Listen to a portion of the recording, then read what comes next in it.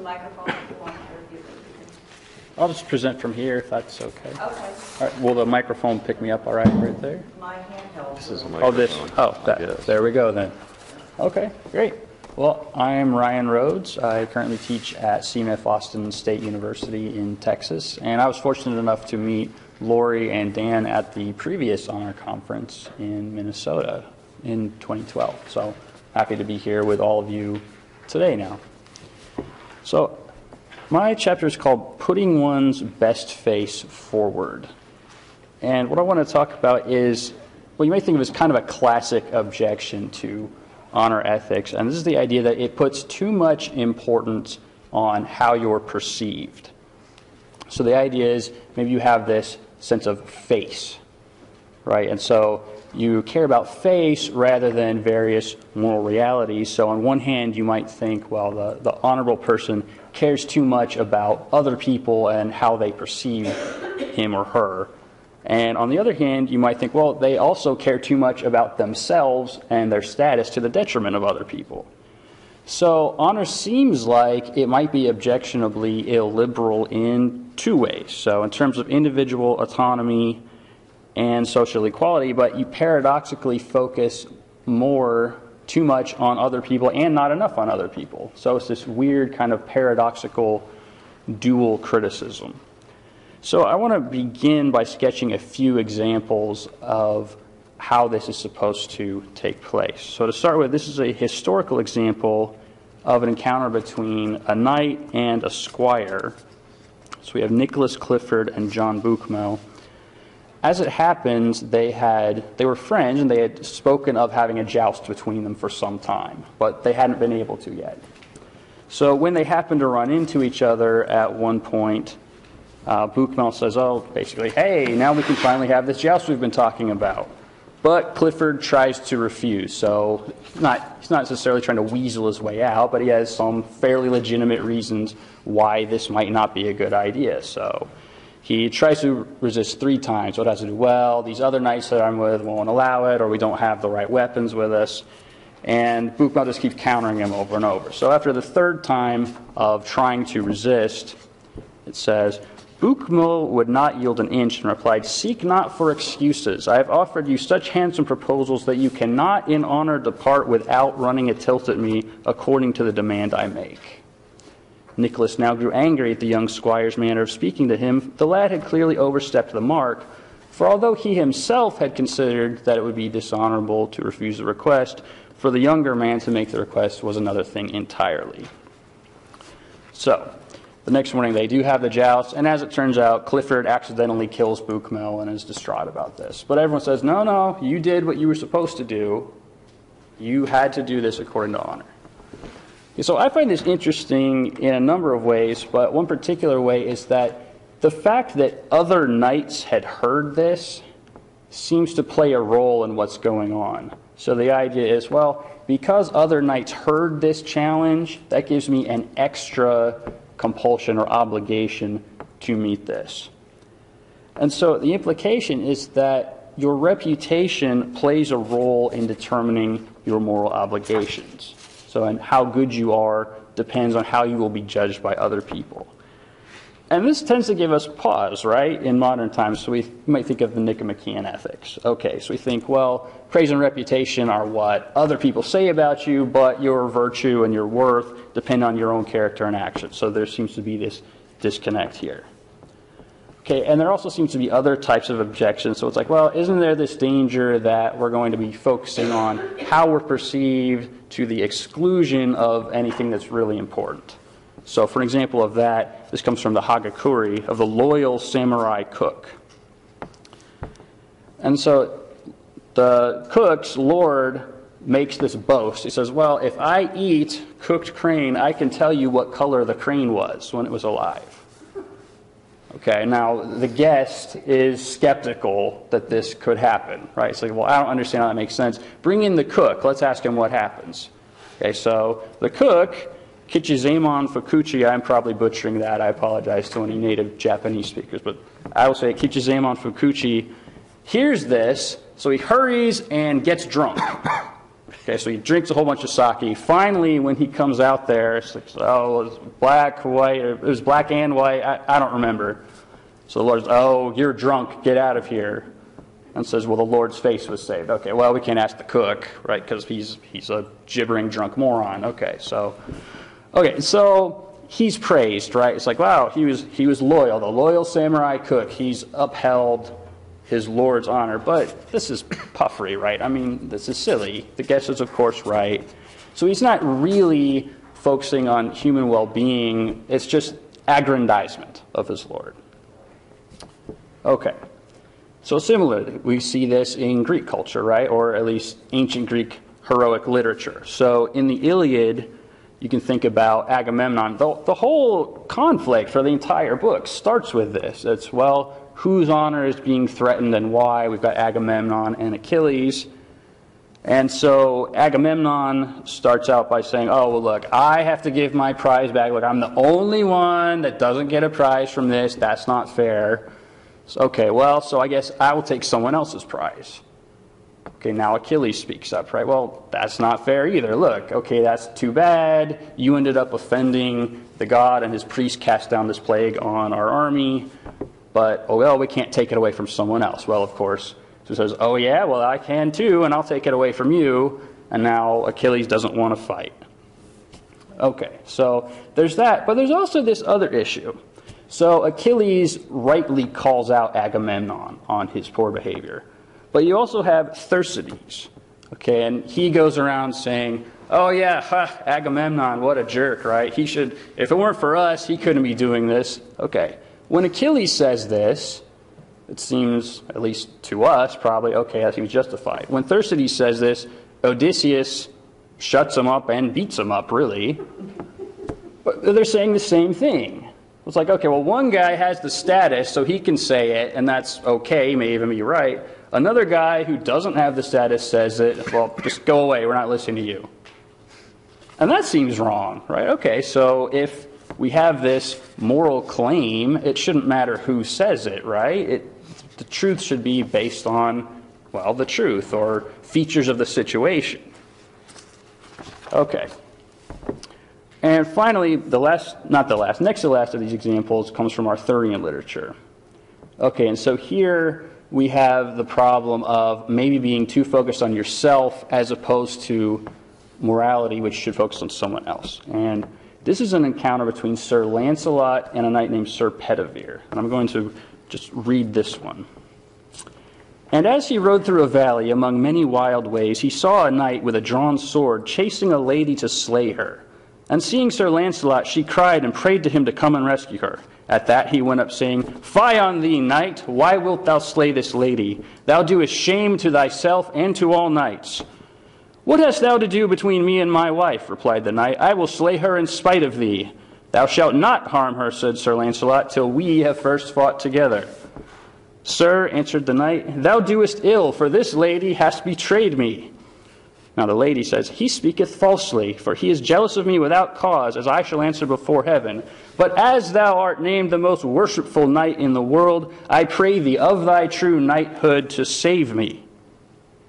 Lancelot says, Be of good cheer, it shall not lie within his power to harm thee.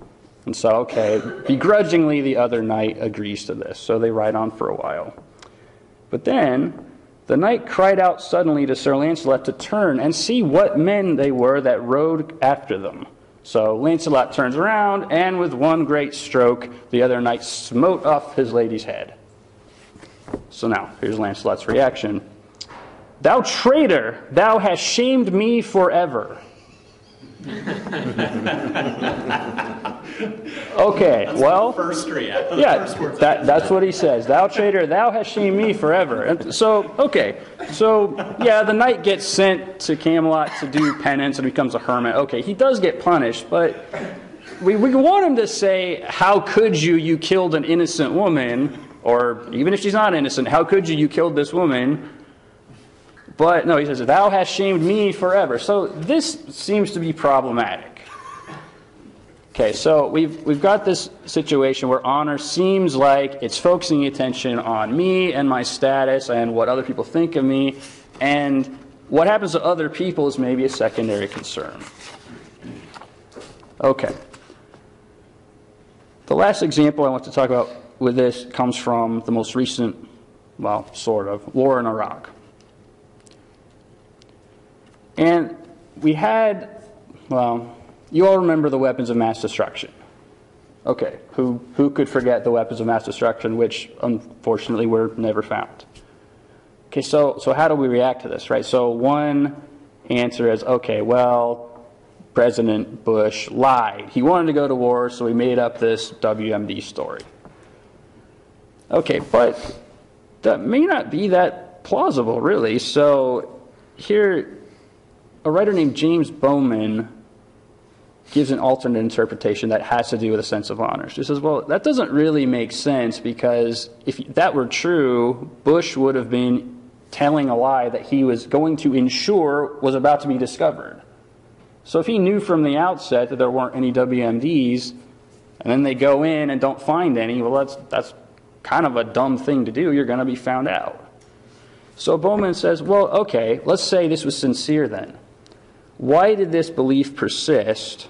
Why did the intelligence services and such allow him to keep thinking this? And he says, well, I think the answer is because we, meaning Western society intelligence, didn't understand a particular type of Arab honor. He says Saddam Hussein lied about the WMDs because he was part of an honor culture that demanded he lie. And if we had understood this, we would have realized he was more likely to lie that he didn't have them. I'm sorry, he was more likely to lie that he did have them than that he did not. He says, well, if we'd understood this might have given us better intelligence, maybe even prevented the war. And if that seems implausible, as Dick Cheney seemed to think it was, he said, well, look, no, he's lying because he won't comply with the sanctions because he can't. He knows he'll be discovered. But as it turns out, Saddam Hussein had done this before. He said that he would not destroy any Al-Samud missiles if he had them, but in fact he did have them, and he had already started the process of destroying them. So this sounds like kind of a reverse hypocrisy to us. We think, well, why would you pretend to be worse than you are? And that's, well, according to his sense of honor, he had to look strong, and he could not admit to either his enemies being right or the fact that he would agree to their demands. Okay, so if he's right, then this example, plus the others that I've mentioned, seem to illustrate everything that's wrong with an ethics that focuses a lot on how you're perceived. So aside from the fact that, Saddam Hussein, even if these others are problematic, we might think Achilles, Lancelot, okay, these seem like heroic guys, Saddam Hussein not so much. But even aside from that, it looks like we have someone who's so focused on how he appears that it's self-destructive, not only for himself, but on a wide scale. It's responsible for this war. Okay, so these are sort of the issues that come up when we talk about a strong sense of pride and reputation and honor. So this is an easy angle by which to attack honor. And liberalism is supposed to, in some ways, save us from this. So we think, okay, honor, that's that old thing from history. We're modern now. We're not going to have that anymore. So instead of this highly stratified society and this concern with prestige, status, or whatever, we're going to have individual autonomy, equality. We're going to separate public and private interests. Okay, so instead of all this honor stuff, which leads to all these problems, we're going to have peace, rights for all, freedom of choice, etc. Okay, good, right? Well, not necessarily. There's still a number of problems.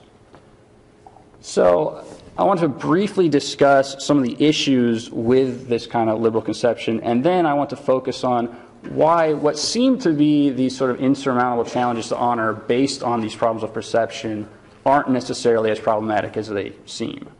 So I want to sketch an understanding of honor which avoids that and actually helps to get us past some of the difficulties in political liberalism. Okay, so to start, liberalism explicitly tries to provide an environment where multiple ways of life can flourish. But that being said, it's intrinsically at odds with that claim in some ways.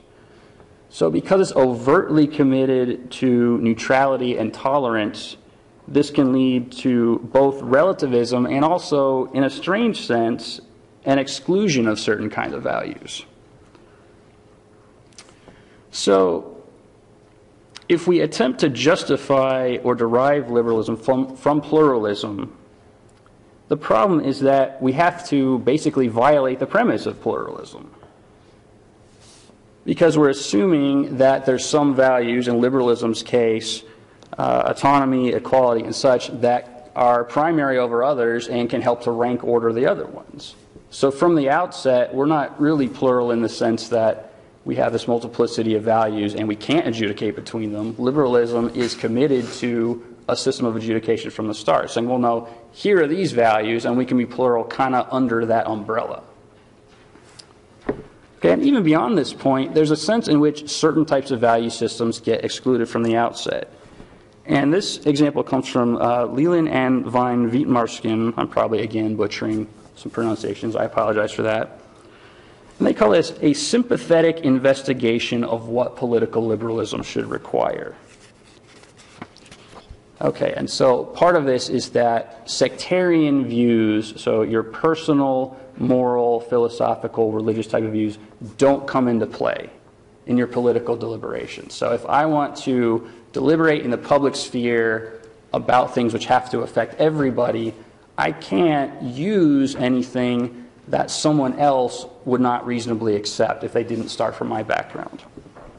So here's an example. They talk about someone named Sarah, and she opposes abortions on the basis that she believes ensoulment takes place at conception. Okay.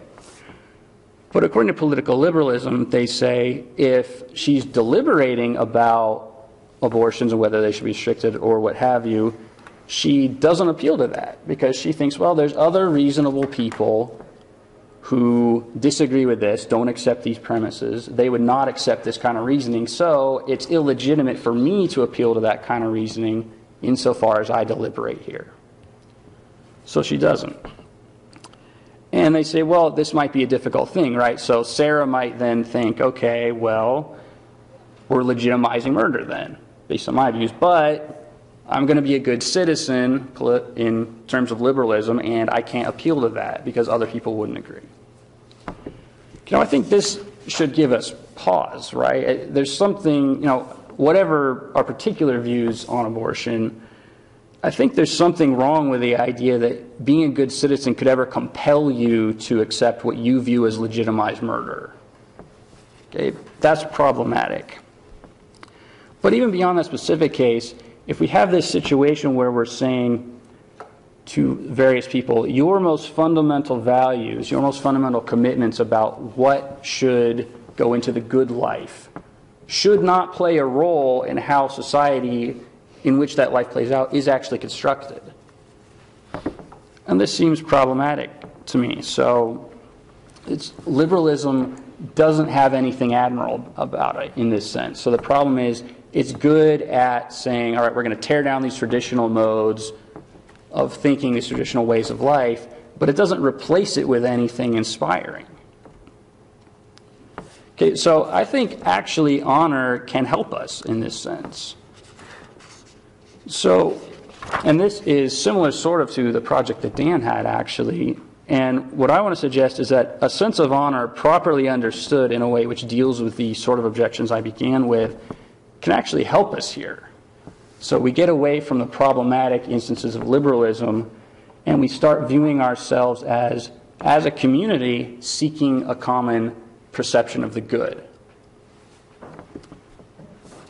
Okay, so I think I'm being a little low on time though, so I'm going to move faster into some of the ways in which honor does not necessarily fall prey to the objections I started with. Okay. So, excuse me.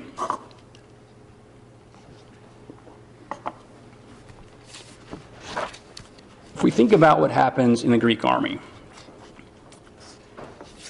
it's easy to look at it as here are guys first fighting over status, and then, depending on whether you have the status or not, saying the exact same thing as someone else either is okay or is not. But really, Achilles and Thersites are not saying the exact same thing. so when Achilles challenges Agamemnon, he's doing so under the basis that here are these warrior values that, at least putatively, both you and I accept. And so I'm going to call you out on that regard. So, here we have the rank and file soldiers. It would not be right of you to take their prize away from them because they have their honor as well. Okay, so here's the conflict between Achilles and Agamemnon. We both hold these values. You are not living up to them. What Thersites does is different, though. He's not really concerned about these values. He's trying to get a laugh from the troops. He's trying to denigrate everybody. And so it's not as if Thersites is an ally of Achilles. He's not saying, oh, look how much he was misjudged, what this horrible thing Agamemnon did. He's trying to tear down everyone. So when Odysseus punishes him for this, it's not saying, oh, you said the same thing as Achilles, but I'm not going to listen to you because you're not as good as Achilles. It's saying, you don't really hold these values. You are a hypocrite. Okay, it's not that you're supporting Achilles' just claim here. It's that you like to cause trouble. So whereas Achilles is trying to appeal to shared values to generate his criticism, Thersites is trying to denigrate the shared values for his criticism. Okay, so what Achilles is interested in is what does it mean to be excellent, and what duties do we have to recognize that excellence, not just in you and I, Agamemnon, but in the rank and file as well. Okay. Similarly, the Lancelot example. Okay, and this one probably seems even more problematic, right? So like we said, okay, he killed that woman, and your first thought is, oh, now I'm shamed forever. Okay, well, I think if we look at this in context, it may actually not be as bad as it seems, and might actually point to something admirable, it turns out. So it's easy to think from our perspective now. We've got our modern criminal justice system, right? Okay, someone did something wrong. Okay, now they're tried by a jury of their peers. We see this sort of thing. Okay, but in Arthur's society, in sort of the Camelot mode, knights are basically policemen. They enforce the peace. And they're not just responsible for enforcing justice. In some sense, they create it. So there's this idea that God speeds the right. Okay, so in Arthurian legend, if someone is accused of a crime, we have a trial by combat. So either you and the person accusing you fight, or champions for one or the other person fight. And whoever wins, all right, well, look, God was on their side, so now we know whether the accuser was right or the defense was right. Because they wouldn't have won if God wasn't on their side. There you go. Okay, so what this means is, when a knight does something wrong, he's not just doing something blameworthy himself. Okay, I'll try to wrap it up real quick. He is actually perverting justice itself. So if I'm a knight, I'm charged to only fight for what really is right, because I'm supposed to be the guarantor of God's justice on earth. Okay, and if we think of what Lancelot is saying to Sir Bedivere here, well, look, he first starts by saying, before he's killed the lady, by trying to, you've brought shame on us, on yourself, and all knights. Okay, obviously Bedivere didn't care that it was wrong to try to kill his wife, because he was trying to do it. So what Lancelot tries to do is say, well, look, I'm going to hold you up to the higher standard of what you ought to be, and this is a call on you to be moral and admirable. In one sense, we can think of it as, this is a more effective strategy. He obviously doesn't care that it's wrong to kill his wife, or he wouldn't be trying in the first place, but if I can get him to look at himself as he should be, as an instrument of God's justice on earth, maybe I can pull him back from the brink. Okay, so when we start to see this sort of thing of honor, where it's not just to care about how you're perceived, but valuing how others perceive you because you are trying to hold yourself up as a model of human excellence, then I think we start to get beyond this criticism that, well, honor, you don't care about what you really are, you just care what people think you are. If instead you care that people rightly see you as excellent, admirable, as embodying what a human being could and ought to be, then we actually see the moral value of reputation, and that it's a connection between this sort of pride and appearance with personal integrity. Okay, and in this way, I think, within the structures of liberalism, rather than saying we should have this separation between public and private spheres, and never the twain shall meet, you don't deliberate with this. Instead, we say no. We get rid of the public-private distinction, and what we do is have a marketplace of honor where there's a competition between modes of admirability, and we view this as a communal enterprise in which we seek the common good. Thank you.